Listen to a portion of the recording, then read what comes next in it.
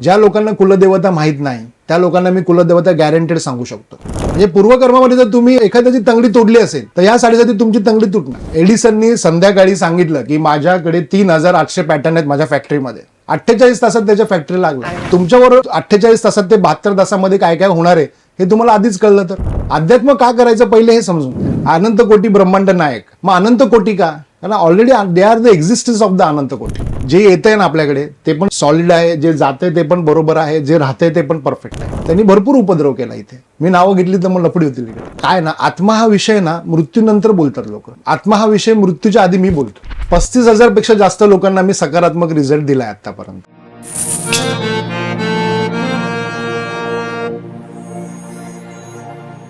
नमस्कार. गप्पा गोष्टी आणि माहितीचा खजिना लुटण्यासाठी पॉडकास्टचं डबोलं या युट्यूब चॅनलवर तुम्हा सगळ्यांचं मनापासून स्वागत. एखाद्या घरामध्ये किंवा एखाद्या वास्तूमध्ये गेल्यानंतर आपल्याला प्रचंड एनर्जेटिक वाटतं, पॉझिटिव्ह वाटतं. पण एखाद्या घरामध्ये गेल्यानंतर किंवा बिल्डिंगमध्ये गेल्यानंतर ती कितीही सुसज्ज असली, कितीही आधुनिक असली तरीही आपल्याला तितक्या चांगल्या वाइब्स येत नाहीत. असं का होत असावं? उत्तरं जाणून घ्यायचेत? मग हा संपूर्ण एपिसोड नक्की बघा. आणि याबद्दल आपल्याला मार्गदर्शन करणार आहेत, आपल्याशी गप्पा मारणार आहेत वास्तुकार डॉक्टर भूषण सोनावणे. नमस्कार सर. नमस्कार. वास्तुकार हे तुमच्या ब्रँडमध्येच तुमचं नाव आहे. आणि कुठलीही वास्तू म्हटली की आपण कायम असं म्हणत असतो की आपली वास्तू तथास्तू म्हणते. त्याच्यामुळे कुठल्याही वास्तूमध्ये कायम चांगलं बोलावं. म्हणजे जे काही आपल्या बोलण्यात येणारे रिफ्लेक्सेस असतात ते आपल्या वास्तू कडून आपल्यापर्यंत येत असतात. तर तुम्ही हे कशा प्रकारे सांगाल? बरेच वेळेला हा प्रश्न मला विचारला जातो की वास्तू ही तथास्तू म्हणत असते. तर वास्तू जेव्हा तथास्तू म्हणते त्यावेळेला आपण ते रिसिवेबल असतो का? तर हा एक महत्त्वाचा मुद्दा मी इथे प्रेझेंट करेल तुमच्यासमोर. तर 2 गोष्टी आहेत ह्यामध्ये. वास्तू तथास्तू म्हणते ह्याचे जे टायमिंग आहे, शार्प टायमिंग आपण ज्याला म्हणतो, तर ते जसं आपण संध्या असतात आपल्या दिनचर्येमध्ये 5 प्रकारच्या संध्या असतात.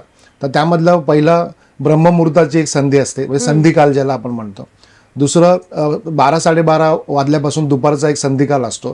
तिसरा असतो 3:30-4च्या दरम्यान संधिकाल. आणि चौथा असतो संध्याकाळचा आपण 7:30 वाजता तिन्ही सांज ज्याला म्हणतो. तर त्या काळामध्ये तुमच्या वास्तूमध्ये ज्या आपण गोष्टी घडत असतात किंवा ज्या आपण घटना घडत असतात तर त्या वेळेला वास्तू तुमची तथास्तू ऍक्च्युअल रिअलमध्ये म्हणत असते. आणि नेमकं संध्याकाळच्या वेळेला आपण आपल्या घरामध्ये सिरियल चालू असतात, मध्यरात्रीच्या वेळेला अजून काय चालू असतं किंवा इतरच्या घाईच्या गडबडीच्या वेळेला आपण काय या वेळा वगैरे काय बघत नाही. आणि म्हणजे असं कुठल्याही नकारात्मक भावनेचे किंवा नकारात्मक सेंटेन्स आपण आपल्या वास्तूमध्ये बोलले आणि ते जर संधिकाळामध्ये जर आले तर मग त्या मात्र तुमच्या आयुष्यात प्रत्यक्षात उतरू शकतात. असं. तर हे सांगणं म्हणजे हे कॉन्फिडेंटली सांगणं किंवा ही पहिली गोष्ट तर हे निश माहिती असणं, मग ते प्रेझेंट करणं. तर हे आपण वास्तुकार गुरुच्या माध्यमातून अतिशय सिस्टमॅटिक पद्धतीने करत आहोत गेल्या काही काळापासून. आणि जसं मी म्हटलं की आपलं शरीर पण एक वास्तू आहे आणि त्याची पण एक एनर्जी आहे. आणि ती एनर्जी आणि तुमची वास्तूची एनर्जी, या 2 एनर्जी जेव्हा मॅच होतात त्यावेळेला तुम्हाला खरं तर वास्तुशास्त्राचे रिझल्ट्स मिळतात. अच्छा, म्हणजे वास्तुशास्त्र आपण जेव्हा म्हणतो तेव्हा फक्त तुमचं जे घर आहे किंवा तुम्ही ज्या इमारतीमध्ये राहता फक्त त्या भिंतींचा आणि छपरांचा विचार करून चालत नाही. तर तुमची संपूर्ण बॉडी जी आहे, तुमचं शरीर आहे, त्याच्याशी त्याचं कॉम्बिनेशन तितकं व्यवस्थित व्हायला पाहिजे. पण वास्तूच्या बाबतीत बोलताना असंही म्हटलं जातं की जेव्हा दिशा बदलतात तेव्हा तुमची दशाही बदलते. तर हे खरं आहे का? काय होतं, दिशा आणि हा जो फॅक्टर आहे ना हा आपल्यासाठी आहे. म्हणजे दिशांचा अभ्यास आपण आपल्यासाठी दिशा देवाला माहित नाही, देवानी दिशा काढलेल्या नाहीयेत. देवासाठी डायरेक्ट युनिव्हर्स काम करतात. युनिव्हर्सचे जे सीझन आहेत ते सीझन काम करतात. आणि ते सीझन आपल्याला दिसतात कुठून? तर गॅलरीतून. आता आपण फ्लॅट सिस्टम मध्ये राहतो, ऑलमोस्ट आपल्याकडे गॅलरी असतात. आपण गावामध्ये राहायला गेलो तर मग तिथून दरवाजे खूप मोठे असतात, तर मग तिथून आपल्याला आपलं गॅलेक्सी दिसतं किंवा सीझन दिसतो. सीझन म्हणजे काय? External form. तर तुमचा एक्सटर्नल फॉर्म आणि तुमची वास्तू किंवा ती गॅलेक्सी आणि तुमची वास्तू आणि तुमची वास्तू आणि तुम्ही, बघा मी काय म्हणतोय, म्हणजे हे 3 गोष्टी मॅच जेव्हा होतात त्यावेळेला तुम्हाला एक मिरॅक्युलस वे मध्ये वास्तुशास्त्राचा रिझल्ट मिळतो. बर. मग आता इथे बरेच वेळेला असं म्हटलं जातं की दिशा दिशा दिशा. मग दिशांची जी एंट्री असते ना, म्हणजे व्यक्ती, प्रत्येक व्यक्ती, हे वॉटर एलिमेंटचे असू शकतात, तुम्ही फायर एलिमेंटचे असू शकतात, मी मेटल एलिमेंटचा असू शकतो. तर आपण त्या उंबरठ्याच्या आतमध्ये प्रवेश करतो, म्हणजे एक एलिमेंट त्या वास्तूमध्ये प्रवेश करतो. म्हणून आपण त्यांना चहा, कॉफी, नाश्ता ऑफर करतो, कारण त्याच्या बदल्यात तो तिथे ते एलिमेंट एक्झॉस्ट करतो. आणि मग ते एलिमेंट त्या वास्तूमध्ये आल्यामुळे म्हणून आपण वेगवेगळ्या प्रकारचे सांस्कृतिक कार्यक्रम आपल्या घरामध्ये घेतले जातात. मार्गशीर्ष गुरुवारामध्ये जसं महिला वर्ग एकत्र येतो. बरेच लोक म्हणतात की हिंदू संस्कृतीमध्ये भरपूर सण आहेत. तर भरपूर सण ह्याच्याचसाठी आहेत की लोकांनी एकमेकांच्या घरी जायला पाहिजे, एकमेकांचे एलिमेंटचे जे ट्रान्सफॉर्मेशन आहे ते व्हायला पाहिजे. आणि ते जर एलिमेंट ट्रान्सफॉर्मेशन प्रॉपरली जर झालं तर मग तुमच्याकडे आर्थिक सुबत्ता, prosperity, name or fame, health, wealth सगळ्या गोष्टी तुम्हाला अतिशय शिताफीने मिळत राहतात. अच्छा. पण तसं तुम्ही ते एलिमेंट तुमचं उंबरठ्याच्या आतमध्ये येतं, मी म्हटलं तसंच वास्तूचं जे एलिमेंट आहे ते गॅलेक्सी मधनं येतं. आणि फ्लॅट सिस्टम मध्ये गॅलेक्सी दिसतच नाही. बरोबर. मग आता ही गॅलेक्सी आम्ही कुठून ट्रॅप करतो किंवा ही गॅलेक्सी आम्ही कुठून इन्हान्स करतो, तर ती आम्ही करतो तुमच्या विंडोमधनं. म्हणजे वास्तुकारचं एकमेव वास्तुशास्त्र असं आहे की फक्त उंबरठ्यामधनं येणारं एलिमेंट हे वेगळं आहे आणि तुमच्या वास्तूसाठी गॅलेक्सीमधनं येणारं जे एलिमेंट आहे ते वेगळं आहे. अच्छा. म्हणजे ह्या टेक्नॉलॉजीमध्ये तुमचा मेन डोअरच बदली झाला ना. तुमचे 2 मेन डोअर झाले. एक टँजिबल एलिमेंट दिसतं, म्हणजे तुम्ही वॉटर, वूड, फायर आपण सगळे दिसतो, पण गॅलेक्सीमध्ये येणारे एलिमेंट दिसतात का हो? नाही दिसत. मग ते एक्सटर्नल फॉर्मच्या स्वरूपात असतात. कसे ते मी सांगतो. बाहेर जर पाण्याची टाकी आहे आणि इथे जर वॉटरफॉल लावला तर ती पाण्याची टाकी आणि हा वॉटरफॉल एकमेकांना इंटरॅक्ट होतो. मग ते वास्तुशास्त्र बरोबर काम करतं. हा झाला पॉझिटिव्ह एलिमेंट. मग याचं निगेटिव्ह पण असू शकतो. मग बाहेर एखादं निगेटिव्ह म्हणजे उदाहरणार्थ पडलेली वास्तू असेल किंवा एखादं हॉस्पिटल असेल किंवा एखादं नकारात्मक दृष्टीने प्रेझेंट करणारा एखादा एक्सटर्नल फॉर्म असेल आणि तुमच्या वास्तूमध्ये थोडंसं कुठेतरी तुटलेलं फुटलेलं असेल तर ते एकमेकांना कनेक्ट होतं. मग इथे तुम्हाला वास्तूचा निगेटिव्ह रिझल्ट मिळतो. पण हे सांगणार कोण? हे सांगणार कोणीच नाही, कारण माहिती कोणालाच नाही. लोकांना फक्त वास्तुशास्त्राचं मटेरियल विकण्यामध्ये इंटरेस्ट आहे आणि लोकांना फक्त दिशा दिशा दिशा करण्यामध्ये इंटरेस्ट आहे. मी दिशांच्या पलीकडे जाऊन पण काहीतरी वेगळं देण्याचा प्रयत्न वास्तुकार गुरुच्या माध्यमातून करण्याचा प्रयत्न इथे करत आहे. जसं आता आपण दिशांबद्दल बोलतोय की वास्तुशास्त्रातले जाणकार एखादे आले आणि आपल्या घरातले काही प्रॉब्लेम्स असतील तर ते निराकरण करण्यासाठी आपल्याला प्रचंड तोडफोड करावी लागते. घरामध्ये अनेक गोष्टींच्या जागा बदलायला लागतात, दिशा बदलायला लागतात आणि याच्यामुळे अनेकदा म्हणजे ते इनकन्व्हिनियन्स असतो तो खरं तर. करेक्ट. मग ह्याच्यावरती काय सोल्युशन आहे? ऍब्सोल्युटली सोल्युशन, 100% सोल्युशन मी देतो. एक गोष्ट आपण लक्षात घेतली पाहिजे, प्रत्येक व्यक्तीची डेट ऑफ बर्थ आणि प्रत्येक व्यक्तीची वास्तू जरी एक असली तरी घरात 4 लोक राहत आहेत किंबहुना जास्ती. प्रत्येक व्यक्तीची डेट ऑफ बर्थ वेगवेगळी हे तर मान्य. मग त्या व्यक्तीला ती वास्तू काय देते हे आम्ही त्याच्यामध्ये अनालिसिस करतो. प्रत्येक व्यक्तीच्या डेट ऑफ बर्थ प्रमाणे वेगवेगळे कॉर्नर्स वेगवेगळे रिझल्ट देतात. हे वास्तुकार गुरुमध्ये होतं. एखाद्या व्यक्तीला ब्रेड विनर जो आहे, म्हणजे जो पैसे कमवण्यासाठी बाहेर जातो, त्याला त्याचं वास्तू त्याप्रमाणे ट्यून करून देतो. आणि ब्रेड मेकर जो आहे, म्हणजे हाऊस वाईफ, बरोबर की लेडी जी ब्रेड मेकर आहे, तिच्यासाठी आम्ही हेल्थसाठी रिकमेंडेशन्स देतो त्या डेट ऑफ बर्थ प्रमाणे ती वास्तू. म्हणजे वास्तू जरी सेम असली तरी मग एडल्ट पर्सन असतील, म्हणजे वयस्कर व्यक्ती असतील, तर मग त्यांच्यासाठी आम्ही हेल्थसाठी देतो. जे डेट ऑफ बर्थ वेगळी, वास्तू एकच आहे, पण वेगवेगळे रिझल्ट्स आहेत. आणि जे चिल्ड्रन्स आहेत, करिअर, फ्युचर, ऑपॉर्च्युनिटी ज्यांना पाहिजे आहे त्यांना तीच वास्तू त्यांच्या डेट ऑफ बर्थ प्रमाणे आम्ही ते निश त्यांना प्राप्त करून देतो. ओके. त्यामुळे इथे तोडफोड हा प्रकार तसा होतच नाही. सेकंड थिंग, रेमेडीज आमच्या खूप नॉर्मल आणि सिस्टमॅटिक असतात आणि खूप कमी प्रमाणात असतात. म्हणजे आता ते वास्तुशास्त्र राहिलं नाही की किलोभर क्रिस्टल्स लावले आणि डझनभर पिरॅमिड लावले आणि भरपूर काही सिम्बॉल्स लावले. म्हणजे आता ते हे खूप इलिव्हेट झालेलं आहे. आता ते झालेलं आहे. म्हणजे मान्य करायचं असेल तर करा, नसेल करायचं तर नका करू, माझं काही म्हणणं नाही त्यामध्ये, बरोबर की नाही. पण हे सगळं इलिव्हेट झालेलं आहे आणि हे इलिव्हेट झालेलं आम्ही गेल्या 12, 15, 17 वर्षात, 18 वर्षात देत आहोत. मला स्वतःला, मी 25 वर्ष आल्या इंडस्ट्रीत मी काम करतोय. ओके. असं आहे. पण हे सगळं हळूहळू ते चेंजेस करत करत करत आता इथपर्यंत, ह्या पदापर्यंत ते आलेलं आहे. आणखीन मला एक गोष्ट विचारायची की तुम्ही स्वतः सुद्धा तुमच्या हातांमध्ये अनेक ग्रहांच्या अंगठ्या आणि ब्रेसलेट्स घातलेली आहेत, तर हे जे काही परिणाम होतात ह्याचे, तर हे स्वतःवरती म्हणजे व्यक्तीवरती आणि वास्तूवरती कशा प्रकारे होतात? काय होतं, हे वापरण्यामागचं उद्देश जे आहे म्हणजे सायन्स जे आहे ते स्वतःची हरवलेली ऊर्जा प्राप्त करून घेण्यासाठी खरी तर आहे. कुठलाही ज्योतिष तज्ज्ञ किंवा ॲस्ट्रॉलॉजर तुम्ही हे रत्न वापरा किंवा हा खडा वापरा म्हणजे तुमचं भाग्योदय होईल असं म्हणतं. खरं तर तो वर्डच चुकीचा आहे. त्याला खरं तर असं म्हणायला पाहिजे की एखादं रत्न तू वापर, तुला तुझ्या आत्म्याची प्राप्ती होईल आणि आत्म्याची प्राप्ती झाली की बाकी सगळ्या गोष्टी ऑटोमॅटिकली प्राप्त होतील. बरं, कसं जरा एक्सप्लेन करून सांगाल का? तर ह्यामध्ये असं आहे की तुम्हाला तुमच्या डेट ऑफ बर्थ प्रमाणे आता वेगवेगळ्या प्रकारचे ग्रह आहेत, वेगवेगळ्या प्रकारचे रत्न आहेत, त्यांचे वेगवेगळ्या प्रकारचे क्रिस्टल्स आहेत. ओके, मग आपली जी एनर्जी आहे, प्रत्येक व्यक्ती एक पंचमहाभूतांच्या तत्वांनी बनलेली आहे.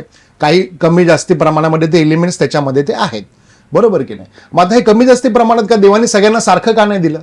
पण देवाला जग चालवायचं आहे ना, म्हणून त्यांनी कमी जास्ती, कुठे कोणाला कमी कुठे कोणाला जास्ती, कारण गिव्हन टेक तर व्हायला पाहिजे, बरोबर. म्हणून ते कमी जास्ती प्रमाणात आहे. मग त्यावेळेला आपल्याला ह्या ज्या काही वस्तू आहेत, ह्या वस्तू तुमच्या डेट ऑफ बर्थ प्रमाणे, तुमच्या कुंडलीप्रमाणे ज्या एक्झॅक्ट कुठल्या यूज करायच्या त्याच तुम्हाला करायच्या आहेत. मग एवढे सगळे मटेरियल असून सुद्धा स्पेसिफिकली 2 किंवा 3 मटेरियल मध्येच मी केस सॉल्व्ह करतो. अच्छा, मग असं भारंभार सगळे वापरायचे आहेत असातला काही तो प्रकार नाही. मला मला मला माझे जे कॉन्टेंट आहेत तेच मी इथे यूज करतोय. मग ते त्याच्यामध्ये माझं कॉस्ट्युम पण आलं, माझी लाईफस्टाईल पण आली, माझं स्पेक्स आलं, गॉगल आला, हेअरस्टाईल आली, सगळं त्याच्याप्रमाणे आहे. मग हे सगळं त्याच्याशी रिलेट, म्हणजे हे सगळं त्याच्याशी रिलेट करतं. म्हणजे काय, तर तुम्हाला तुमच्या आत्म्याची प्राप्ती व्हायला पाहिजे ऍट द एंड ऑफ. बघा, हे सगळं सायन्स आहे ना, हे सगळं सायन्स काढण्यामागचा ज्यांनी कोणी ह्याच्यावरती केलं सुरुवातीला, म्हणजे भृगु संहितेमध्ये भृगूंनी केलं, वास्तुशास्त्र म्हणा किंवा इतर 5 एलिमेंट ट्रान्सफॉर्मेशन वगैरे. म्हणजे 5 एलिमेंट ट्रान्सफॉर्मेशन वगैरे म्हटलं की लोकांच्या डोक्याला मुंग्या येतात, म्हणजे काय भानगडे समजत नाही. ही रिअल कंडिशन आहे. कारण लोकांना वास्तुशास्त्र कुठलं माहितीये, किलोभर क्रिस्टल विका आणि डझनभर पिरॅमिड विका. इट्स कॉल, मीही करतो ते, पण मी 30% of the material, 70% of the concentrate on consultation. म्हणजे हा त्याच्यातला रेशो आहे. डॉक्टरांनी जर मेडिकल चालवायचं ठरवलं तर मग डॉक्टर की कोणी करायचे? म्हणजे हा एक मोठा प्रॉब्लेम आहे या आमच्या इंडस्ट्रीमधला. म्हणजे रिअल कंडिशन आहे. मी पण आज ठाण्यासारख्या ठिकाणी राहतो किंवा या सगळ्या गोष्टी बघतो, खूप जवळून बघतो, करतो. मग ह्यामध्ये तुमचं स्पेसिफिक जे गॅजेट्स आहेत ते गॅजेट्स तुमची आत्म्याची प्राप्ती करण्यासाठी वापरायला पाहिजे असं कुठला कन्सल्टंट आजपर्यंत सांगतोय किंवा फ्युचरमध्ये पण कोणी सांगेल? कोणीच सांगणार नाही. लोकांना नोकरी पाहिजे, प्रॉस्परिटी पाहिजे, हेल्थ पाहिजे, वेल्थ पाहिजे, जॉब पाहिजे, बिझनेस वाढला पाहिजे, नेम ऑर फेम पाहिजे, हॅपीनेस पाहिजे, प्रोडक्टिव्हिटी पाहिजे. पण हे सगळं केव्हा प्राप्त होतं माहितीये? जेव्हा तुम्हाला तुमची सोल एनर्जी प्राप्त होते. आणि हे सगळे जे मार्ग आहेत ना, तुमची सोल एनर्जी प्राप्त करण्यासाठीचे मार्ग आहेत. अच्छा, हे कोणी एक्सप्लेनच करत नाही, कारण कोणाला माहितीच नाही, कोणी त्या वे ऑफ द पॉइंटनी गेलंच नाही. लोकांना फक्त या सगळ्या इतर गोष्टींमध्ये इंटरेस्ट आहे. तुम्हाला तुमचा सोल प्राप्त झाला ना, तर सगळ्या गोष्टी ऑटोमॅटिकली प्राप्त होते. देवाला तुम्हाला हे मागायचं की देवा मला माझ्या लाईफमध्ये जे आहे ते तू मला दे. मग ते चांगलं असेल तर मी ते ऑलवेज वेलकम करेल, आणि वाईट जरी असेल तर इट इज ऑलवेज वेलकम. क्योंकि सजा अगर मिल रही तो गुना तो हो ही रहेगा. बरोबर की नाही? It is a true, it is a fact. You have to accept it. मग देव देतो ना डिस्काउंट तुम्हाला. तुम्ही जेव्हा सोल एनर्जीमध्ये येताना, ती एनर्जी आहे आणि energy is a infinite of the story, infinite of the story. तुम्ही इमॅजिन पण करू शकणार नाही असे चमत्कार तुमच्या आयुष्यामध्ये घडतात जे मी सांगतोय तुम्हाला. पण तुम्हाला ते एक्सेप्ट करावं लागेल आणि सोल एनर्जीला तुम्हाला कनेक्ट करावं लागेल. ते जेव्हा कनेक्ट होणार तेव्हा या सगळ्या गोष्टी अतिशय स्मूथली होणार. आता तुम्ही मगाचपासून बोलताना प्रत्येक वेळेला त्या 5 एलिमेंट्सचा, जी पंचतत्व आपण म्हणतो, तर त्यांचा तुम्ही उल्लेख करताय. तर त्यांचं जे काही कनेक्शन आहे, म्हणजे एखाद्या व्यक्तीच्या शरीराशी किंवा वास्तूशी, तर ते कशा प्रकारचं असतं आणि कसं काम करतं? जी तुमची डेट ऑफ बर्थ आहे त्या डेट ऑफ बर्थ मध्ये जे नंबर्स असतात त्या नंबर्सवरनं तुमचे कुठले एलिमेंट्स हाय आहे, कुठले लाईट्स आहेत, लो आहेत, ते आम्हाला कळतं. मग त्याप्रमाणे तुमची वास्तू आम्ही चेक करतो. म्हणजे मी फक्त डेट ऑफ बर्थ बघून सांगू शकतो तुम्हाला की तुमची वास्तू कुठे डिफॉल्ट आहे. अच्छा, बरोबर की नाही? म्हणजे मी तुमची वास्तू बघितली नाहीये, पण तुमचे डेट ऑफ बर्थचे आकडे बघून मी सांगू शकतो की तुमच्या वायव्य दिशेला वास्तूमध्ये ही गोष्ट आहे, तुमच्या आग्नेय दिशेला वास्तूमध्ये ही गोष्ट आहे, किंवा इथे तुमचं एनर्जी डिफॉल्ट आहे. एवढं मी डेफिनेटली सांगू शकतो. आणि ते 100% खरं पण निघतं. लोक आश्चर्यचकित होतात. ह्याला माझ्या भाषेमध्ये म्हणजे ह्याला आमच्या टेक्निकल भाषेमध्ये अँटी वास्तू असं म्हणतात. अँटी वास्तू म्हणजे उलटं जायचं. बर. उलटं जायचं म्हणजे वास्तू बघून रेमेडी देण्यापेक्षा नंबर बघून वास्तूचा डिफॉल्ट सांगायचे. अच्छा. असं आहे.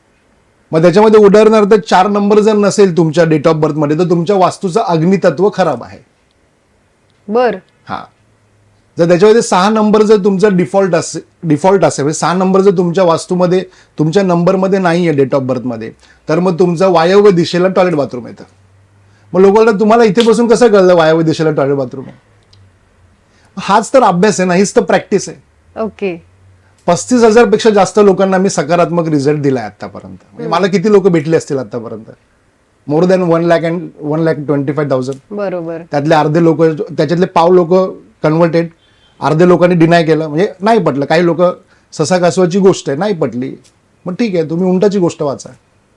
बरोबर की नाही? असं काय is a infinite of the story आहे.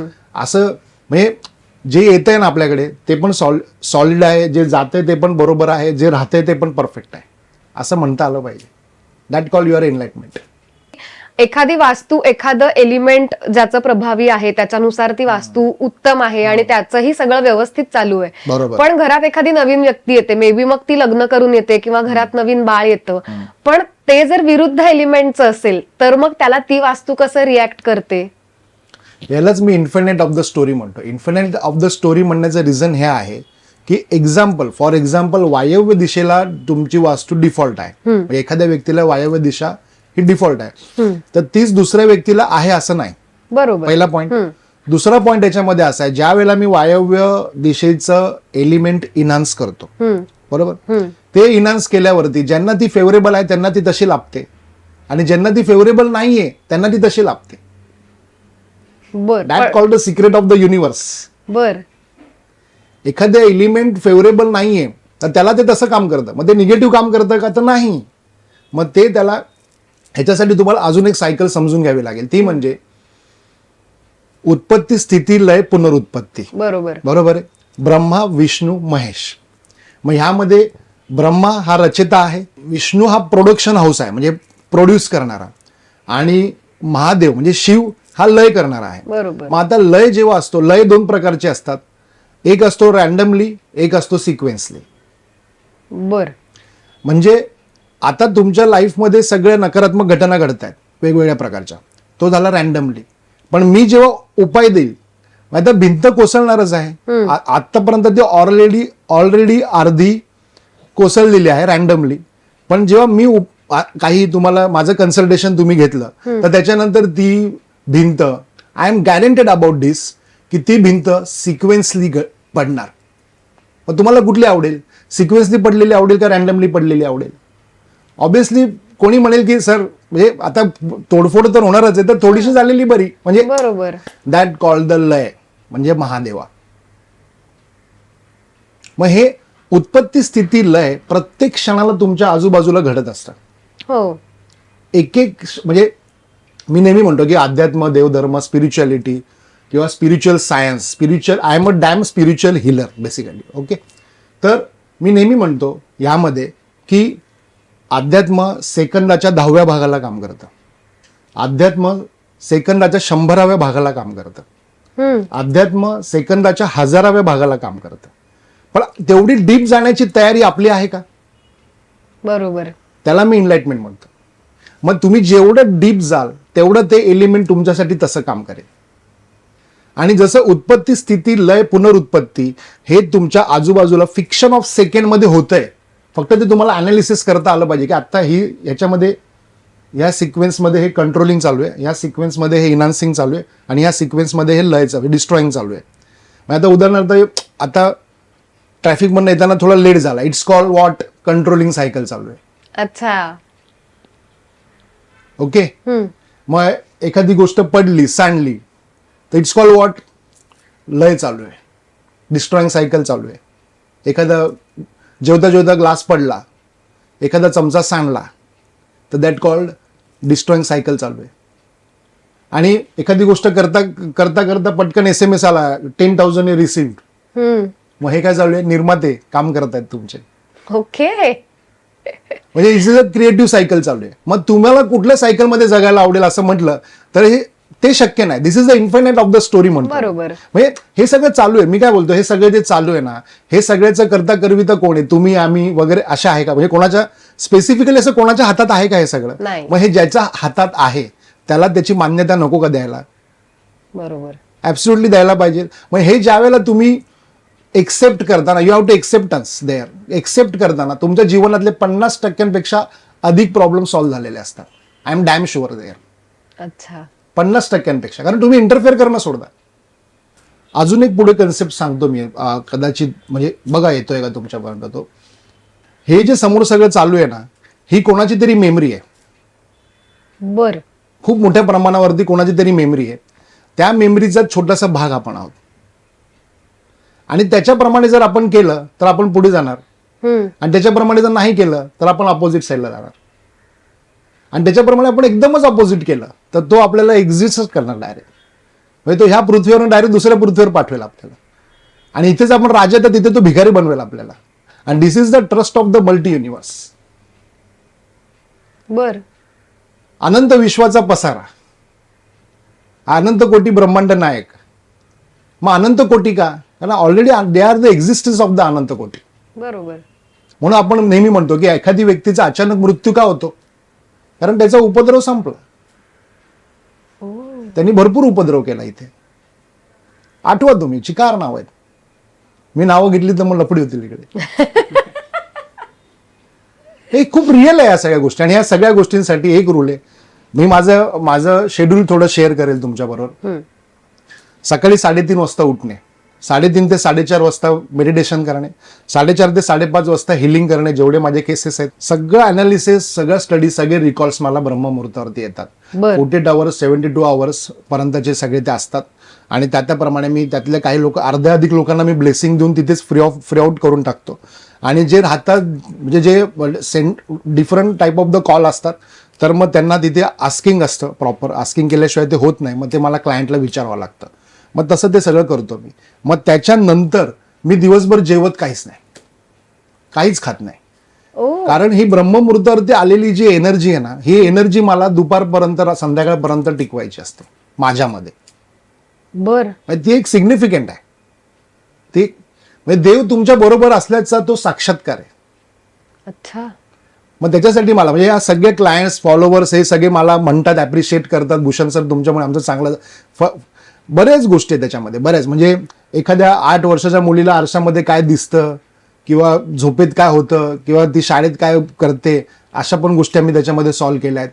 एका वास्तू व्हिजिटमध्ये आम्ही 3ऱ्या मजल्यावरती सुसाईड अटेम्प्ट झाला होता, ते आम्ही 2 दिवस 3 दिवस त्याच्यावरती ऑडिट करून आणि मेडिटेशनच्या माध्यमातून त्या केसला ट्रॅप करून पण ॲनालिसिस केलेलं आहे.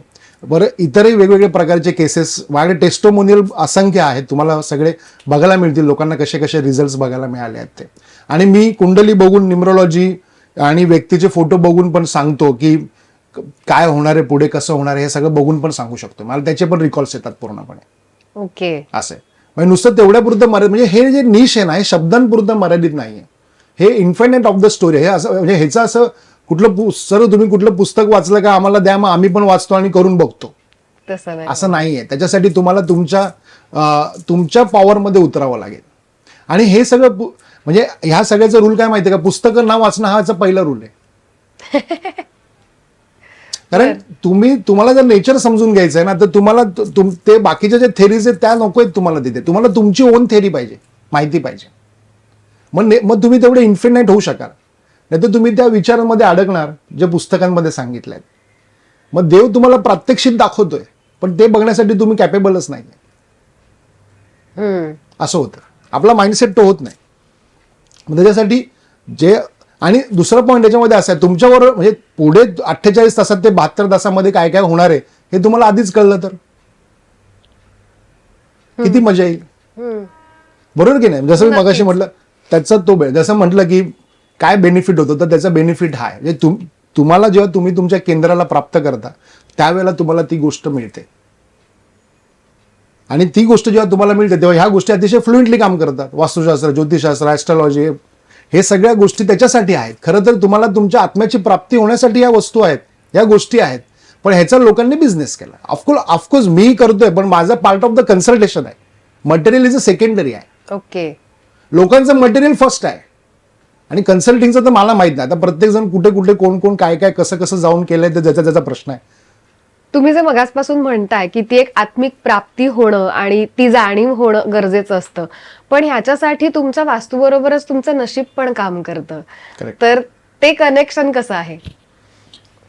मला 2002ला जेव्हा मी हे सगळं एज्युकेशन घेत होतो त्यावेळेला आम्हाला जे पहिला धडा जो होता, पहिली स्क्रिप्ट जी होती, ती स्क्रिप्ट आत्ताचे वास्तुशास्त्र तज्ज्ञ इनकम्प्लीट वापरतात. म्हणजे I am claim with there की ते लोक ते इनकम्प्लीट, कारण ती पूर्ण माहितीच नाहीये. म्हणजे लोक वापरतात म्हणून आम्ही वापरतो. म्हणजे आम्हाला ते प्रेझेंटेशन आम्हाला द्यायचंय, म्हणजे त्यांच्याकडे तर ते उरलंच नाहीये दुसरं काय बोलायला, म्हणून तर ते बोलतात. हे मी पहिले सांगतो. तर ती स्क्रिप्ट अशी आहे, 30% नशीब, 30% पृथ्वी आणि 30% कर्म आणि 10% उरतं ते ब्लेसिंग्स अँड ग्रीटिंग्स. ओके. त्याच्यामध्ये परत 3% बायफर्केशन आणि त्याच्यामध्ये परत एक 1% उरतं शेवटी. एवढं त्याचं हे तुमचं सक्सेसचं मॅटर्स आहे. बर. मग त्यामध्ये 30% वास्तू, 30% डेस्टिनी आणि 30% कर्म, म्हणजे उपद्रव. आपण माझ्या भाषेत त्याला उपद्रव म्हणतो आम्ही. कारण खरं आपण ज्याला कर्म म्हणतो ना, ते कर्म थोडंसंच असतं, बाकी पुढचं सगळं उपद्रवच असतो. हा मला डॅम शुअर, कारण म्हणजे ते सगळं बघितलंय मी जवळून खूप सगळ्या गोष्टी आणि लोकांच्याही बघतोय आता असं. तर कर्म जे आहे ते कर्म ज्या पद्धतीने आपण करतो पुढे, ते पुढे होत नाही. मग त्याच्यासाठी या एनर्जीजची आपल्याला गरज पडते. मग ह्या एनर्जीज आपण आणतो कुठून? वास्तूच्या माध्यमातून आणतो किंवा डेस्टिनीच्या माध्यमातून आणतो. तर मी नेहमी म्हणतो की तुमची वास्तू जर बिघडलेली आहे तर ती तुम्हाला लगेच तशी रिझल्ट देणार नाही. जोपर्यंत तुमची कुंडलीमध्ये स्टार चांगले आहेत ना, तोपर्यंत तुम्हाला नकारात्मक वास्तू रिझल्ट देत नाही. I am a dam with that subject. Second, ज्या वेळेला तुमची अंतर्दशा शनीची चालू होते, ज्या वेळेला तुमचा राहू बिघडतो, ज्या वेळेला तुमच्या कुंडलीमध्ये नकारात्मक ग्रहांचं डिसहार्मोनी फेसेस मी मला त्याला म्हणतो, तर डिसहार्मोनी फेसेस तो सुरू होतो तुमचा, त्यावेळेला तुमची नकारात्मक वास्तू लगेच ऍक्टिव्ह होते. ओके. आणि मग रिझल्ट देते. मग बरेच लोक म्हणतात, सर आम्ही 12 वर्ष राहतो या वास्तूमध्ये, आम्हाला एवढा प्रॉब्लेम कधीच झाला नाही. मग आत्ताच तुमचं आग्नेयाचं किचन, हे आग्नेयाचं टॉयलेट बाथरूम कसं आलं, किंवा आत्ताच तुमचं नैऋत्येला गेस्ट हॉल कसा आला, किंवा आत्ताच तुमचं ईशान्य दिशेला टॉयलेट बाथरूम कसं आलं. मग कारण तुमच्या डेस्टिनी पॉवरमध्ये होतात. बघा, जर तुमचं डेस्टिनी चांगलं असेल ना, तर झोपडीत पण करोडपती होऊ शकतो माणूस. पण ज्या वेळेला तुमचा डाऊनफॉल येतो ना, त्यावेळेला माणूस त्याला राजमहल सोडून पण खाली यावं लागतं. खरंय. मग हे का? तर निगेटिव्ह वास्तू त्यावेळेला रिझल्ट येते त्याला, तोपर्यंत त्याला ते इन्सिस्ट होत नाहीत गोष्टी. पण destiny is the most important there. म्हणून destiny, then vastu, then karma, then blessings and greetings, जसं मी मगाशी सांगितलं. तर this is a actual original script for there. की पहिले हे आपण समजून घेतलं पाहिजे की बरेच लोक म्हणतात, मग आम्ही जे एवढे कर्म करतो, म्हणजे काम करतो किंवा हे करतो, मग रिझल्ट का मिळत नाही? रिझल्ट तुमच्या हातात नाहीये का? मी जर 9:30 वाजता घरातून निघालो आणि तरी सुद्धा मी 11:30 पर्यंत वेन्यूला नाही पोहोचलो, ज्याला अर्धा तासाचं किंवा 45 मिनिटचं डायमेन्शन होतं, टाइम डायमेन्शन, पण तरी सुद्धा म्हणजे माझ्या हातात आहे का? हे सगळं मी चालवतोय का? हे सगळं दुसरा कोणीतरी चालवत आहे. त्याची रिस्पॉन्सिबिलिटी आहे ती. पण त्याची जी रिस्पॉन्सिबिलिटी आहे, तर you have to survive there ना.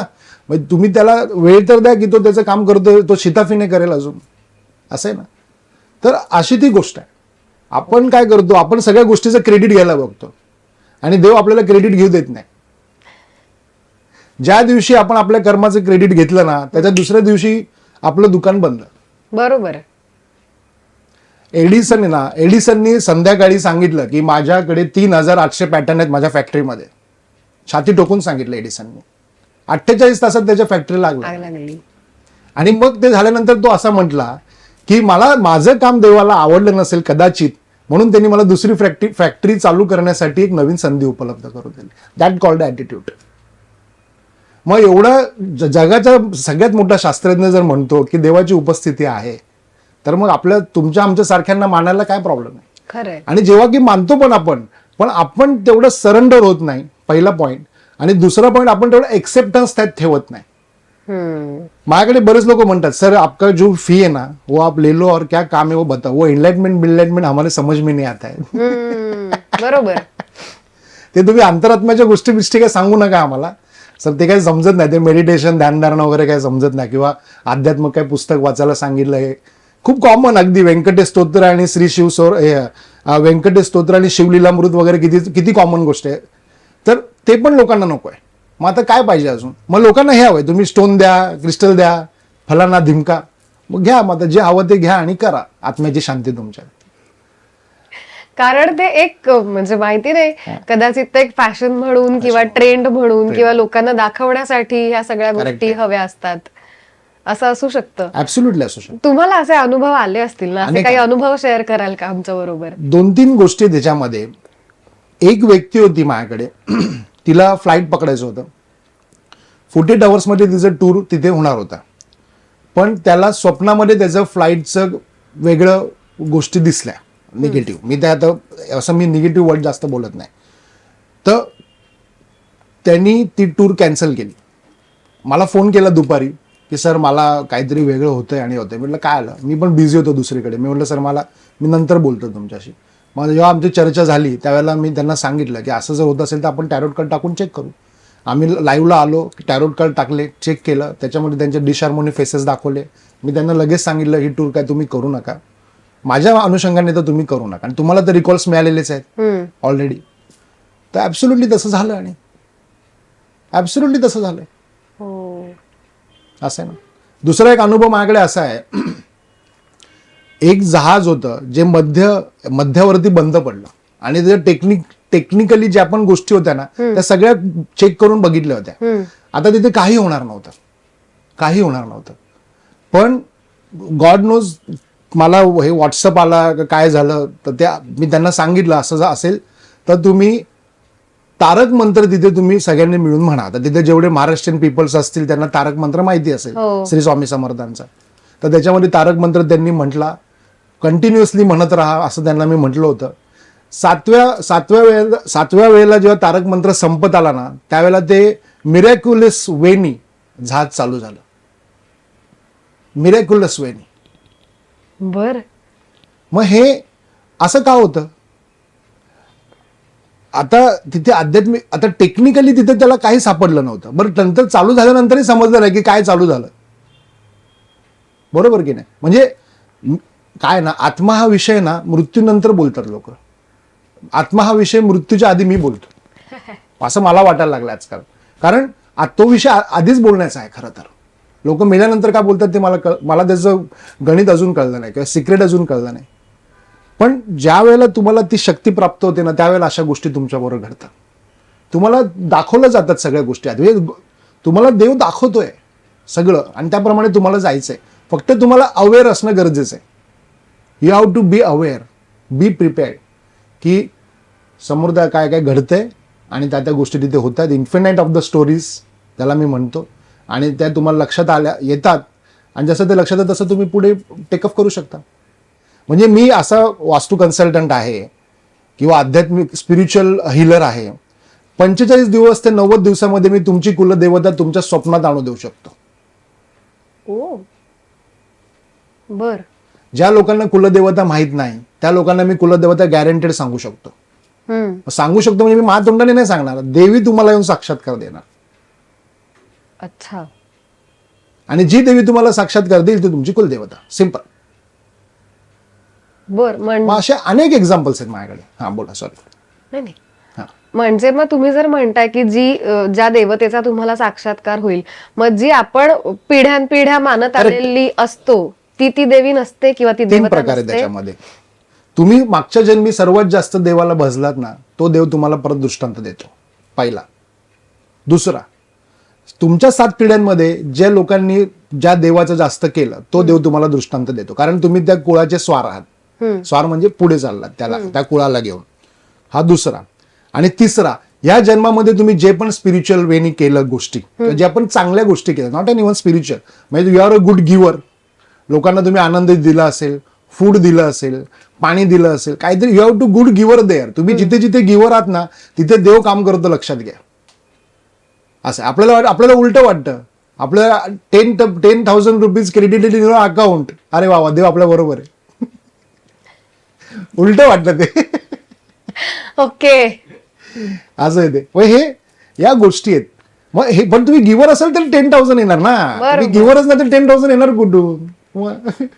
बरोबर. मग ह्या 3 गोष्टी आहेत. मग जिथे त्या एनर्जीज आहेत, मग त्या फक्त मी तुम्हाला इन्हान्स करून देतो. माझ्याकडे एक प्रोसेस आहे, म्हणजे आध्यात्मिक काही प्रोसेस आहेत माझ्याकडे अशा, की तुम्हाला तुमचं हरवलेल्या शक्तीची प्राप्ती होते. मग त्याच्यात सगळ्या गोष्टी येतात या. मग त्याच्यात कुलदेवता पण येते. माझ्याकडे अनेक लोक येतात, कुलदेवता माहीत नाही, कुलदेवता बरेच लोक आहेत. बरं, आपण कुलदेवता कोणाला म्हणतो माहिती आहे का? म्हणजे आत्ताच्या ह्याच्यामध्ये, आत्ताच्या युगामध्ये आपल्या पूर्वजांनी आजूबाजूला जे देव भजले त्यांना आपण कुलदेवता म्हणतो. ऍक्च्युली ते तसं नाहीये. मूळ स्थान, आय एम टॉकिंग अबाउट मूळ स्थान. बर. दत्त महाराजांनी आपल्या भक्ताला सांगितलं, मला आपल्याला जायचंय काशीला दर्शनाला, तू माझे पाय धर. तर तो भक्त म्हणत होता, मला पण जायचंय काशीला दर्शनाला, पण पाय धरून काशीला कसं पोहोचणार? तो म्हटलं, तू मला पाय धर, आपण दुसऱ्या क्षणी काशी. मग त्यावेळेला त्यांनी म्हटलं की गुरुजी म्हणजे गुरुदेव, तुम्ही तर एवढे अंतर्यामी आहात की एवढ्या सगळ्या गोष्टी आहेत, तुम्हाला असं करायची काय गरज होती? तुम्ही तर तिथे बसलं असलं मग सगळं प्राप्त होतच होतं की. त्यावेळेला त्यांनी त्या स्थानाचा महिमा त्यामध्ये वर्णिला दत्तगुरूंनी, की स्थानाला महत्व प्राप्त आहे. तुम्ही त्या स्थानाला जाता म्हणजे काय, की तुम्ही त्या स्थानाला जाताना जे कष्ट, जो संघर्ष तुम्हाला येतो ना, तो तुमचा कर्माचा भाग असतो देवतेपर्यंत पोहोचण्यासाठी. ओके. कुलदेवतेला वर्षातनं 2 वेळा जा आम्ही असं का सांगतो? कारण तुम्हाला जाताना जे कष्ट, जे संघर्ष तुम्हाला करावा लागतो, तो तुमचा कर्माचा भाग आहे. मग तो तिथे. मग नंतर आपण म्हणतो की हा देवाला कुलदेवतेला मी वर्षाला 2 वेळा जाऊन आलो, पण माझं काम छान झालं. कारण तुझ्या कर्माचे भोग त्यांनी तिकडे संपवले. ओके. अशा सगळ्या त्या गोष्टी. बर. आणि मी एक असा वास्तू कन्सल्टंट आहे. माझ्या वाईट काळामध्ये मला गुरूंनी सांगितलं होतं की दत्त महाराजांचं, गाणगापुराच्या दत्त महाराजांचं 12 पौर्णिमा करायच्या आहेत तुला. मी अक्षरशः म्हणजे खूप वाईट परिस्थितीत त्या 12 पौर्णिमा केल्या. खूप वाईट परिस्थितीत देवालाच माहिती आहे, म्हणजे मी इथे कॅमेऱ्यासमोर बोलणं पण योग्य नाही खरं तर, पण त्या देवाला माहिती आहे मी 12 पौर्णिमा कशा केल्या त्या. आणि त्याच्याशी निगडीत असलेले लोक बरेच आहेत माझ्याबरोबर, माझ्या लाईफमध्ये आजही आहेत ती लोक. त्यांनाही माहिती आहे मी त्या पौर्णिमा कशा केल्या. आणि 12व्या पौर्णिमेला मला चांदीचा हात मिळाला गाभाऱ्यामध्ये दत्त महाराजांच्या गाणगापूरला. तो चांदीचा हात माझा आजही माझ्या देवाऱ्यात आहे. हो. मी जेव्हा साष्टांग लोटांगण घातलं तेव्हा फुलांमध्ये मला काहीतरी कडक कडक असं लागलं. मी बघितलं, थोडं सारून बघितलं तर चांदीचा हात होता. तो चांदीचा हात, मी आता देवाच्या दारामध्ये चांदीची वस्तू मिळाली, आपण योग्य नाही कुठली गोष्ट मिळाली. 4 लोकांना विचारलं, म्हणले माझा नाही. मग गुरुजींना विचारलं, गुरुजी म्हटले तिकडे मोठे गुरुजी बसले त्यांना विचारा. मोठ्या गुरुजींना विचारलं, मोठे गुरुजी म्हणाले की हा दत्त महाराजांनी तुम्हाला दिलेला हात आहे, घरी घेऊन जा. ओहो. आणि तो चांदीचा हात ज्या दिवसापासून माझ्याकडे आहे, मी 0 to entrepreneur with Thane in Hiranandani, हा ट्रॅव्हल आहे माझा आजचा. 0 to एंटरप्रेनर टू हिरानंदानी, हा ट्रॅव्हल आहे माझा. माझ्या वास्तुशास्त्राच्या करिअरमध्ये मी आजच्या तारखेला माझ्याकडे सर्व प्रकारची लोक येतात, सर्व स्तरावरची लोक येतात, सर्व प्रोफेशनची लोक येतात. मी कोणाला असं भेदभाव करत नाही किंवा डिनाय करत नाही. जसा त्याचं काम तसा त्याचा दाम, माझा सिंपल पॉलिसी आहे. बरोबर. बरोबर. तुम्ही झोपडीचं वास्तू सांगणार, मी तेवढ्या पैशात करणार. बंगल्याचं सांगितलं तर तेवढ्या पैशात करणार. As simple as possible. किंवा आपण असं म्हणू शकतो की जे पण लोकांची कामं माझ्याकडे येतात त्याला शक्य तितकं जास्तीत जास्त चांगलं देण्याच्या गोष्टी मी त्याच्यामध्ये करतो. मग ज्या वेळेला मी हे करतो त्यावेळेला देवाचा आशीर्वाद असल्याशिवाय का, हा पहिला प्रश्न. दुसरा, मग देवाला का वाटलं मला हा चांदीचा हात द्यावा? मग तो चांदीचा हात ज्या दिवसापासून माझ्याकडे आहे ना, त्या दिवसापासून मी आज म्हणजे ज्या गोष्टी माझ्यावर घडल्या आहेत त्या एकदम मिरॅक्युलस वेने घडलेल्या आहेत. मग हे देवानी माझ्या लाईफमध्ये आधी पण का नाही घडवलं का? आधी घडवलं, पण त्याला मी ओळखू शकलो नाही. बरोबर. आता जेव्हा मला सगळ्या घटना आठवतात, सगळ्या घटनाक्रम आठवतो, त्यावेळेला मला कळलं मला देव कुठल्या कुठल्या रूपात आला होता भेटायला, पण मी ओळखू शकलो नाही. आणि आज मी त्याच्यात तरबेज झालोय. आता मलाच बरोबर समजतं मला देव आलाय भेटायला का, भूत आलाय भेटायला का, राक्षस आलाय भेटायला. बरोबर. That God. आणि मला लोकांना पण हेच सांगायचंय की जे माझ्या बाबतीत होऊ शकतं ते ऍब्सोल्युटली तुमच्या बाबतीत सुद्धा होऊ शकतं. त्यामुळे मी लोकांना ते देण्यासाठी बसलोय. आणि 10 मिनिटाचं अध्यात्म सांगतो मी करायला लोकांना. 10 मिनिटाचं अध्यात्म किती, म्हणजे तुम्ही जर देवाला 10 मिनिटंही देऊ शकला नाहीत तर मग काय मिनिंगच नाही तुमच्या लाईफमध्ये. किंवा 10 मिनिटं तुम्ही मेडिटेशन नाही करू शकला, 10 मिनिटं स्वस्त नाही बसू शकलात मोबाईल न बघता, सिरियल न बघता. आणि लोक अध्यात्म कसं करतात मॅडम माहिती आहे का? देवासमोर बसतात, नामस्मरण घेतात, काय तुमचं जे पण काही हनुमान चालिसा असेल, श्री स्वामी समर्थ असेल, काय जे प्रत्येकाचं एक वेगवेगळं. मग ते करता करता म्हणणार अगं ते गॅस बंद कर ग. मग ते करता करता म्हणणार अरे तो मोबाईल चार्जिंगला लावायचा राहिलाय. तो करता करता म्हणणार अरे बेल वाजते कोणीतरी बघा. मग तू कशाला उपकारच करतोय का देवावरती पूजा करतोय? तर करूच नको ना. You have to most concentrate on your spiritual way. तुम्हाला पूर्ण लक्ष देऊन करायचं देवाचं. 10 मिनिटं करा पण लक्ष देऊन करा. लोक तासभर बसतात आणि रट्टा मारतात, त्याला काही अर्थ नाही तिथे ना. आणि देवाला काही फरक पडत नाही. आत्म्याची प्राप्ती तुम्हाला करायची की देवाला? अध्यात्म का करायचं पहिले हे समजून घ्या. तुमची हरवलेली शक्ती तुम्हाला प्राप्त करायची, ज्याच्यासाठी देवाने तुम्हाला जन्माला घातलाय. आणि जन्माला घालायच्या सेकंदाच्या 1000व्या भागाला पण त्यांनी तुमच्याकडनं वधवून घेतलंय की मी करेल म्हणून, मला परत यायचं नाही पृथ्वीवरती, बरोबर असं करेल म्हणून. पण तसं होतच नाही. देव पाठवतो परत तुम्हाला पृथ्वीवरती, जा मग आता मल्टी युनिव्हर्स. मग हे सगळा गेम आहे, स्पिरिच्युअल गेम आहे हा सगळा. आणि मग तुम्हाला जर आत्म्याची प्राप्ती करायची असेल तर तुम्हाला अध्यात्म करायचं आहे. तर अध्यात्म म्हणजे कॉन्सन्ट्रेट आणि फोकस होऊन करायचं आहे. असं देवाला काय फरक पडतं? देवाला कुठल्याही दिशेला बसवा, काही फरक पडत नाही. देवाला तुम्ही कन्फेस्ट करा, काही फरक पडत नाही. तुम्हाला तुमची शक्ती प्राप्त झाली पाहिजे म्हणून तुम्हाला देवाचं करायचं. बरोबर. देव तर सर्व शक्तिमान आहेच. तुम्ही जे म्हणताय की तुमची कुलदेवता कुठली आहे हे तुम्ही म्हणजे हे एखाद्या व्यक्तीला माहिती नसेल तर त्याची तुम्ही जाणीव करून देता. पण असं होत असतं काही वेळेला की एखाद्या देवतेवरती एखाद्या व्यक्तीची प्रचंड श्रद्धा असते आणि त्या देवतेचं जेही काही भजन पूजन असेल, जेही काही असेल ती व्यक्ती प्रचंड अतिशय श्रद्धेने, अतिशय आत्मीयतेने सगळं करते. पण तुम्ही म्हणताय तसं ती जर त्याची कुलदेवता नसेल तर मग त्या भक्तीला किंवा त्या श्रद्धेला त्याचे काहीच रिझल्ट मिळत नाहीत. जसं मी मगाशी म्हटलं, डेट ऑफ बर्थ प्रमाणे तुमचे देव कळतात. कुठल्या देवाचं तुम्ही केलं तर, आराध्याचं केलं तर तुम्हाला ते प्राप्त होतं, म्हणजे शक्ती प्राप्त होते. तर ह्यामध्ये तुम्हाला जे लक्षात येत नाहीये की मला कुठल्या देवाचं करायचं आणि तुम्ही आधीपासून एखाद्या देवतेचं करत आहात, कोणाला without any asking spiritual guide, बरोबर की नाही? पण त्या देवतेचं जे फळ तुम्हाला मिळणार की नाही मिळणार, तर एक गोष्ट त्यामध्ये अशी आहे महत्वाची, ती म्हणजे तुम्ही त्या देवतेचं आधीपासून म्हणजे मागच्या जन्मापासून तुम्ही ते करत आहात म्हणून तो एक्झिस्टिंग परत आला. अच्छा, असा तो प्रकार आहे. मग त्याचे फळ नाही मिळणार का, तर तो तुमच्या कर्मावरती काम करणार. ओके. मग तो तुमच्यासाठी फक्त अँटीव्हायरस सारखा काम करणार. मग एखाद्या कम्प्युटरला अँटीव्हायरस लावल्यावरती काय होतं? कम्प्युटर स्लो होतो की नाही? आणि मग तो सगळ्या गोष्टी सूक्ष्मरित्या तिथे पडताळून बघतो की ही फाईल बरोबर आहे का, ही बरोबर आहे का, ही फाईल बरोबर का. मग त्याला करप्ट फाईलकडे तुम्हाला न्यायचं असतं, ती काढून टाकायची असते. मग तसं तो तुमच्यासाठी काम करतो. मग त्यावेळेला आपल्याला असं वाटतं की मी ह्या देवाचं एवढं करतो पण माझं चांगलं का होत नाही? बरोबर. मग मी ह्या देवाचं करतो ते चुकीचं करतोय का? तर ते चुकीचं नाही करत आहे. मागचं जे तुमचं राहिलेलं आहे त्याचा तो फीडबॅक तुम्हाला या जन्मामध्ये देत आहे. तर सॅटर्न पण एक्झॅक्टली तसंच काम करतो. म्हणजे सॅटर्न आलं 2.5 वर्षासाठी तुमच्याकडे, तुमच्या राशीला आला म्हणजे काय आला, तर तुम्हाला तो अँटीव्हायरस लावला त्यांनी. आता तो स्लो पण स्टडी काम करणार. मग तुमच्या सगळ्या मुवमेंट स्लो होतात दिनचर्येतला.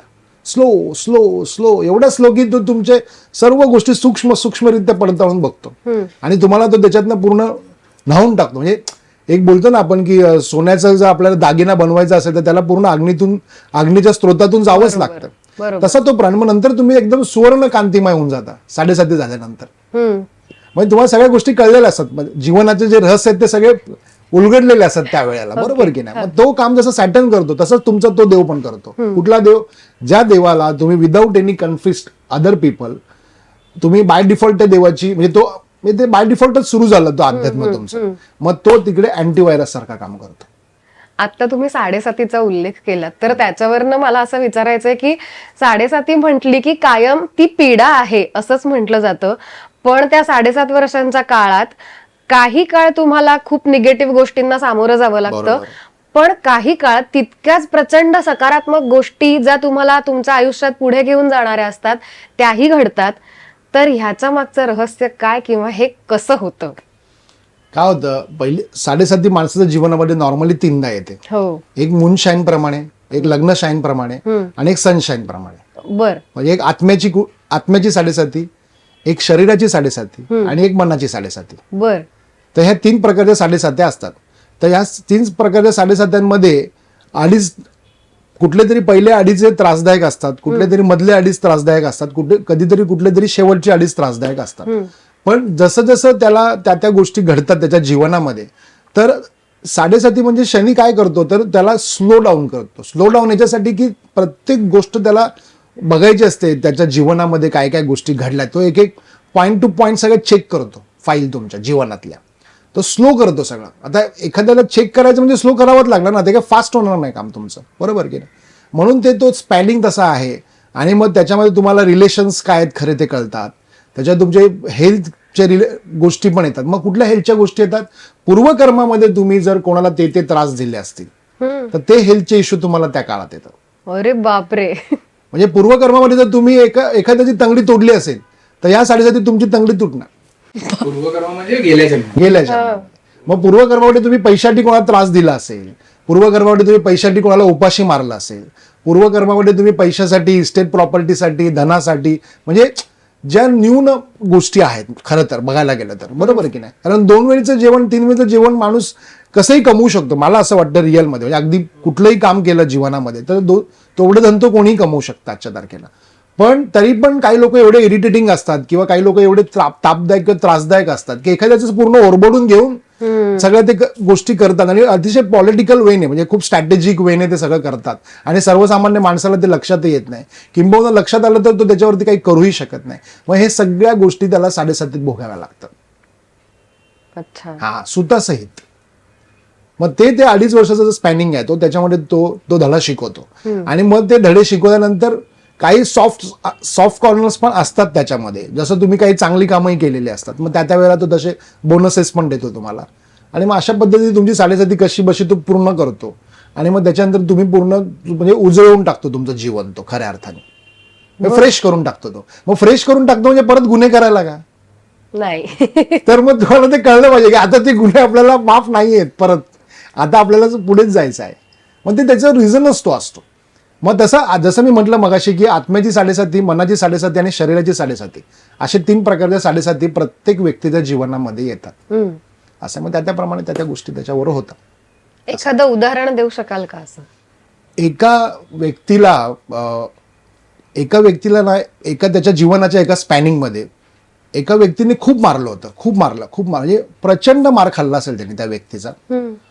आणि त्याला कळलं, तो आयुष्यभर त्या व्यक्तीचा द्वेष करत होता की ह्या व्यक्तीने मला का मारलं. म्हणजे शालेय जीवनामध्ये, तरुणपणामध्ये त्या गोष्टी त्याला आठवायच्या, तो त्या व्यक्तीचा द्वेष करायचा, असं सगळं होत होतं त्याच्याबरोबर. पण नंतर जेव्हा म्हणजे जसं हे माझ्याशी कनेक्ट झाला किंवा स्पिरिच्युअल वेने या सगळ्या गोष्टी वगैरे, तर त्याच्यानंतर काही जसं साडेसाती वगैरे झाली, त्रास आला. आता नॉर्मली लोक माझ्याकडे राहूचा त्रास, केतूचा त्रास आणि साडेसाती मध्येच येतात. म्हणजे हा आमचा प्रोफेशनचा तो पार्टच आहे, बरोबर. लोक त्रासात आले की येतात, असं आहे. सुखात असलं की कोणी येत नाही आमच्याकडे शक्यतो. तर तसं तो आला, मग त्याला त्यांच्या गोष्टी सांगितल्या येते. मग जसं अंतर्ज्ञानाची प्राप्ती जे म्हटलं की म्हणजे जस्ट लाईक दॅर की बाबा तुम्ही हे करा, हे कोर्स करा, असं करा, सांगितलं. त्याच्यानंतर ती व्यक्ती त्याला म्हणजे रिकॉल्स, त्याचे जे रिकॉल्स आहेत ते त्याला मिळायला लागले. आणि त्याला हे कळलं की त्या व्यक्तीबरोबर त्यांनी काय केलं होतं मागच्या जन्मी. आणि हे जेव्हा त्याला कळलं ना, त्यावेळेला तो म्हटला, भूषण सर, मी जो मार खाल्ला तो कमीच आहे त्याच्यासाठी. असं कृत्य मी त्या व्यक्तीबरोबर केलं होतं. आणि त्याच्यानंतर ती व्यक्ती परत त्याच्या जीवनात आली 1 वर्षानंतर. पण त्याच्यानंतर त्यांनी त्या व्यक्तीला परत साष्टांग लोटांगण घातलं. कारण रियालिटी कळली ना त्याला. परत साष्टांग लोटांगण घातलं की एवढा मार खाल्ला पण मी तुझ्या आयुष्यामध्ये, पण तरी सुद्धा मी तुला परत नमस्कार करतो. वयाने तर तू मोठा आहेस माझ्यापेक्षा, पण एक्सपिरियन्सनी पण आहे. आणि मला हे कळलेलं आहे की मी तुझ्यावर काय केलंय मागच्या जन्मी, आणि त्याच्या रिटर्नमध्ये तू मला हे दिलेलं आहेस. आणि आता मला ते शिक्षा कमी वाटते. हे घडलेलं आहे माझ्या बरेच म्हणजे मी म्हणतो ना, इन्फिनिट ऑफ द स्टोरीज आहेत माझ्याकडे अशा. पण तुम्ही हे जे म्हणताय की ते सेल्फ रिअलायझेशन होण्यासाठी एक काहीतरी स्पेसिफिक काळ जावा लागतो, तेवढे प्रयत्न, तेवढी साधना तुम्ही करावी लागते, त्याच्याशिवाय ते होत नाही. पण अनेकदा कसं होतं की लोकांना ज्या वेळेला रिझल्ट्स मिळायला लागतात त्यावेळेला की हा चला आता सगळं छान व्हायला लागलेलं आहे, आता हे सगळं सोडून दिलं तरी चालेल, तर हे असं करून चालतं का? काय होतं आपल्याला असं वाटतं की आता स्मूथनेस सगळं आलं आणि आपल्याला ते प्राप्त झालंय. ज्या वेळेला आपण असं म्हणतो ना प्राप्त झालंय, त्यावेळेला देव पुढे आडंगा टाकतो.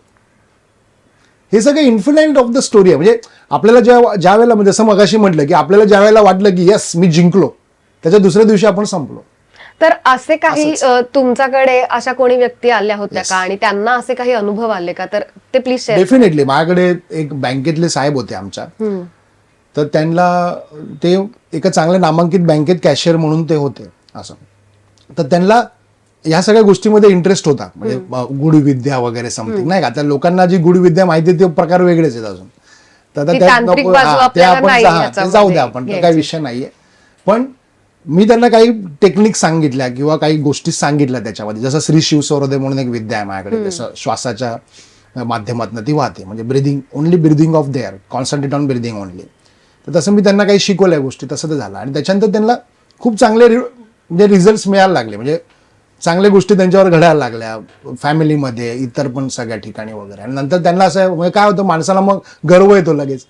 आता मीच त्याला असं वाटायला लागतं की आता सृष्टीची रचना मीच केली तशी, नाही का. असं एकदम. तर मी नेहमी म्हणतो की जसं म्हणतो की आपले हात आभाळाला लागले, असं ते वाटत की आता खूप म्हणजे काय आता काय असं तसं. पण तसं नाहीये. मग ते ज्या वेळेला असं आपल्याला वाटायला लागतं त्यावेळेपासूनच आपलं डाऊनफॉल चालू होतं. आणि त्यांचं कॅश काउंटरला कुठेतरी गोंधळ झाला आणि 1.5 पेटीची म्हणजे 1.5 लाखाची कुठेतरी डिफरन्स आला त्यांचा त्यावेळेला. आणि मग अशा मग ते असे म्हटले की कुंडली पण सगळी बरोबर आहे किंवा इतर, मग असं का घडलं माझ्याबरोबर. मग त्यांनी स्टोरी सांगितली. मी त्यांना म्हटलं एक काम करूया, आपण टॅरोट कार्ड रिडिंग टाकून चेक करू काय स्टेटस आहे काय ते. मी बघतो म्हटलं जरा तुमचे सोल कॉन्ट्रॅक्ट जे ते चेक करतो. ते सगळं बघितलं वगैरे. तर त्यांना मी 1-2 उपाय पण सांगितले आणि त्याच्यानंतर मला वाटतं 3 का 4 आठवड्यांनी त्यांचं मिसिंग झालेले 1.5 लाख रुपये मिळाले त्यांना. असं झालं ते. ते बँकेतच होते ते पैसे, असं झालं ते. तर ते असं म्हणतो ना आपण डाव्या हाताने उजव्या हाताने ठेवले गेले कुठेतरी घाईघाईत आणि ते आउट ऑफ मेमरी निघून, असा तो प्रकार झाला होता खरा तर. पण त्यामध्ये एवढं प्रेशर आलं होतं त्यांना की नोकरी पण जाऊ शकते ना त्यांची, कारण बँकेचं काम आणि या सगळ्या गोष्टी असतात त्याच्यामध्ये. म्हणून मी नेहमी म्हणतो की हे सगळं इन्फिनाइट ऑफ द स्टोरी आहे. आणि अजून एक तुम्हाला मी एक्झाम्पल सांगतो याच्यामध्ये की ह्यामध्ये एवढी पॉवर आहे ना की एखाद्या व्यक्तीला हे पण स्वतःला जाणू शकतं की आपला मृत्यू कधी होणार हे पण जाणून घेऊ शकतो. आपला मृत्यू कुठल्या दिवशी असेल, काय सीन असेल, काय होणार आहे आपल्या बरोबर, ह्या सगळ्या गोष्टी आपल्याला आधी प्राप्त होतात. म्हणजे एवढं डीप, म्हणजे एखाद्या व्यक्तीला एवढं डिटेलमध्ये तो जाणून घेऊ शकतो की एखाद्या व्यक्तीचा मृत्यू संध्याकाळी 4 वाजता होणार आहे, तर तो आधीच त्याला माहिती आहे की मला 4 वाजता मृत्यू येणार आहे म्हणून. कारण तो सोलशी कनेक्ट आहे ना डायरेक्ट. आणि जो व्यक्ती सोलशी कनेक्ट आहे ना तो परत येणार नाही पृथ्वीवरती, कारण तो पार झाला त्याच्यातून. असं आहे. त्याला कळलं म्हणजे शरीर आणि सोल म्हणजे आत्मा हे वेगळं झालं त्याच्यासाठी. आत्मा बघतो की भूषण सोनवणे झोपलेला आहे, आत्मा बघतो भूषण सोनवणे जेवतोय, आत्मा बघतो भूषण सोनवणे काम करतोय. म्हणजे आत्मा हा वेगळा आहे आणि शरीर हा वेगळा आहे. म्हणजे ह्या दोन्ही वेगवेगळ्या गोष्टी आहेत. हे जेव्हा होतं ना त्या व्यक्तीच्या बरोबर, जेव्हा या घटना घडतात ना, त्यावेळेलाच तो त्याच्यावरती त्या लेवलला जाऊन बोलू शकतो किंवा त्या लेवलला जाऊन तो काम करू शकतो, ते सांगू शकतो. मग असं हे सगळं सांगणारे अनंत लोक, अनंत गोष्टी होऊन गेल्या. पण काही लोकांनी सिरियसली घेतलं, अजूनही काही लोकांना स्क्रिप्ट लक्षात येत नाही आपली. तो त्यांचा बुद्धीचा भाग आहे, तो आपण काही म्हणू शकत नाही त्याला. पण ज्याला समजलं, उमजलं, जमलं, त्यांनी केलं, नाही तर मग काय हरकत नाही, आमचं काय म्हणणं नाही त्याबद्दल. आउट ऑफ क्युरिओसिटी अजून एक प्रश्न विचारायचा आहे. आमच्या घराच्या जवळ एक दुकान होतं, एक दुकानाचा गाळा होता. म्हणजे अनेकविध तिकडे लोक आले आणि त्यांनी अनेक व्यवसाय केले. 2-3 महिने साधारण एक कोणीतरी माणूस यायचा. आज काय फूड बिझनेस केला, उद्या काय कॉस्मेटिकचा केला, परवा काय कपड्याचा व्यवसाय केला, असं सतत काहीतरी होत राहायचं. पण 6 महिन्याच्या वरती एकही व्यवसाय त्या गाळ्यामध्ये टिकला नाही. काही काळानंतर 2 भावांनी तिथे दुधाची डेअरी चालू केली आणि जवळजवळ 7 ते 8 वर्ष ती अतिशय व्यवस्थित चालू होती आणि त्यांना चांगला फायदा मिळत होता त्याचा. आज संपूर्ण एरियातले लोक पण त्यांच्याशी चांगले कनेक्ट झाले होते. आणि अचानक त्या दोघांपैकी एका भावाचा अपघात झाला आणि म्हणजे तो जिवंत राहिला, पण खूप शारीरिक खूप त्रास त्याला सहन करावा लागला आणि त्यांना ती डेअरी तिकडची बंद करावी लागली. म्हणजे काही काळ जे व्यवसाय चालत होते ते अगदी काही महिन्यांसाठी चालत होते, पण ह्यांनी अनेक वर्ष तिकडे टिकाव धरला, पण पुन्हा त्यांना पण ब्रेक लागला. तर असं का होऊ शकतं? दोन गोष्टी आहेत यामध्ये. ॲज अ वास्तू कन्सल्टंट म्हणून आणि ह्या सगळ्या गोष्टींमध्ये 2 पॉईंट मी तुम्हाला याबद्दल तुमच्यावर शेअर करेन. पहिला पॉईंट असा, वास्तू असते त्या वास्तूला काही गोष्टी हव्या असतात. आम्ही नेहमी म्हणतो की तुमच्या वास्तूला ही गोष्ट हवी आहे, ही तुम्ही द्या. एखादं लहान बाळ असतं की नाही, त्याला चॉकलेट हवं असतं, तोपर्यंत तो त्रास देणारच जोपर्यंत त्याला चॉकलेट नाही मिळत. म्हणजे सिम्पल एकदम. आम्ही नेहमी म्हणतो आता मग तुम्हाला कसं कळतं ते, आता ते हे सगळं बियॉन्ड लिमिट आहे. मी असं काही सांगू शकत नाही कसं कळतं काय, हे आहे तुमच्या वास्तू. तसं त्या वास्तूमध्ये दूध हवं होतं, बर. म्हणून दुधाचा बिझनेस 8 वर्ष चालला. हा. इतर नको होते म्हणून ते बंद पडत होते. म्हणजे वास्तू इज ऑल्सो अलाइंड देअर, की ती एनर्जी आहे आणि तिथे ती एक सोल एनर्जी पण असते. म्हणजे प्रत्येक वास्तूमध्ये आम्ही म्हणतो की एक एनर्जी ही असते बाय डिफॉल्ट. तर असं म्हटलं जातं की जेव्हा ती ऊर्जा तृप्त होते ती तुम्हाला भरभरून देते, आणि ती जेव्हा अतृप्त असते तेव्हा ती एखाद्या शापापेक्षा पण कमी नाही. बरोबर. मग आपण म्हणतो की ही वास्तू निगेटिव्ह आहे, मग तिला काहीतरी हवं असतं. मग काय हवं हे कोण सांगणार? असा हा मूळ प्रश्न हा याच्यामध्ये. मग ते आम्हाला रिकॉल्स येतात वगैरे, तो सगळा पार्ट त्याच्यात आला. मग आम्ही सांगतो की तुमच्या वास्तूला फलाना धिमका हे हवंय, ते तुम्ही करा, ते रिच्युअल्स तुम्ही तिथे करा, मग त्या गोष्टी तिथे बरोबर होते. हा पहिला पॉईंट. म्हणून त्या वास्तूला दूध हवं होतं म्हणून ती 8 वर्ष चालते. आणि जो तो पडला झडला आणि ते काय तुम्ही गोष्ट सांगितली पुढे, ती त्याची डेस्टिनी होती. कारण ज्या वेळेला कुंडलीमध्ये जसे योग येतात त्यावेळेला ऍक्सिडेंटचे योग येतातच की, त्याच्यात वास्तूचा काहीच पार्ट नाही. ओके. असं झालं ते. आणि मग एखादं काळ 7:30 आलं तर भले मला आपल्या मोठ्या मोठ्या फॅक्टऱ्या पण बंद कराव्या लागतात. मग दुधाची डेअरीचं काय कौतुक आहे? असा तो प्रकार. जसं तुम्ही आता म्हणालात की त्या वास्तूला ती एखादी गोष्ट हवी होती आणि मग त्याच्यासाठी तुम्ही काही उपाय सांगता की काही रिच्युअल्स करावे लागतात. पण काही लोक असे असतात की ज्यांची श्रद्धा असते पण ज्यांना या कर्मकांडावरती विश्वास नसतो. बरोबर. मग त्यांच्यासाठी सुद्धा या सगळ्या सिस्टीम मध्ये काही उपाय आहे का? काय जे करावं लागणार ते करावं लागणारच आहे. तुम्ही म्हणजे असं जा किंवा असं जा. आता बघा कसं झाड कोयत्यावर पडला काय आणि कोयता झाडावर पडला काय, तुटणे तो हर हाल में पेढी हे. तर मला तेच म्हणायचं आहे की तुम्ही कसंही, एक गोष्ट अशी आहे की मला कोणी म्हटलं नसेल मला अध्यात्माचं काही सांगू नका, म्हणजे मग ते वेअर्स ते असं ते एक गोष्ट आहे. किंवा काही म्हणतात सर हे काय जमत नाही आम्हाला, तुम्ही अंगठ्या बिंगठ्या काय सांगू नका आम्हाला, म्हणजे असं आहे. मग त्याला वेगळ्या पद्धतीने काही गोष्टी सांगाव्या लागतात, असं आहे ते. मग ते करण्यासाठी जर तुम्ही त्या वे ऑफ द पॉइंटनी केलं, म्हणजे जसं मी मगाशी म्हटलं की 33% कर्मातले, 33% पृथ्वीवरचे आणि 33% तुमचे कर्म, डेस्टिनी आणि पृथ्वी, हे जसं तुमचं बायफर्केशन मी तुम्हाला सांगितलं, ह्यातले तशा पद्धतीने आम्ही ते करतो. आणि ह्यात काय होतं, एक्झॅक्ट 3 मध्ये कुठे केस येते हेच पहिले माहिती नसतं कन्सल्टंटला. ओके. बरेच लोक काय करतात, मी वास्तुशास्त्र विकतोय म्हणून तुम्हाला वास्तुशास्त्र देतोय, पण ते केस वास्तुशास्त्रात नसतेच. ती केस असते डेस्टिनीमध्ये किंवा ती केस असते कर्मामध्ये. मग कर्मात काय काय चाललंय ते पण तर बघायला पाहिजे ना. पण ह्या लोकांना फक्त वास्तुशास्त्रच विकायचं असतं कारण त्यांच्याकडे तेवढंच आहे. पण आमच्याकडे इज ऑल कॅटेगरीज देअर. मग एक्झॅक्टली तुमची केस कुठे बसते हे याचे रिकॉल्स येतात आम्हाला. रिकॉल्स येतात म्हणजे आम्हाला ते आधी कळतं की कुठलं, ज्यावेळेला मी तुमचं फोटो आणि डेट ऑफ बर्थ बघतो त्यावेळेला आम्हाला म्हणजे पाठवायला सांगतो, आणि म्हणजे ब्रह्ममुहूर्तावर ते बघतो त्यावेळेला बघितलं ते आम्हाला ते समजतं की याचं केस एक्झॅक्ट कुठे अडकली आहे. अच्छा. मग आम्ही त्याप्रमाणे त्याला गाईड करतो. भूषण सर, मनापासून धन्यवाद. खूप वेगळ्या प्रकारची आणि चांगली माहिती पॉडकास्टचं डबोलं या चॅनलच्या माध्यमातून सगळ्या व्ह्युअर्सना मिळालेली आहे. Thank you so much. Thanks universe. या एपिसोडमधनं मिळालेली माहिती तुम्हाला कशी वाटली त्याबद्दलच्या प्रतिक्रिया कमेंट बॉक्समध्ये नक्की कळवा. आणि अर्थातच चॅनलला लाईक, शेअर आणि सबस्क्राईब जरूर करा.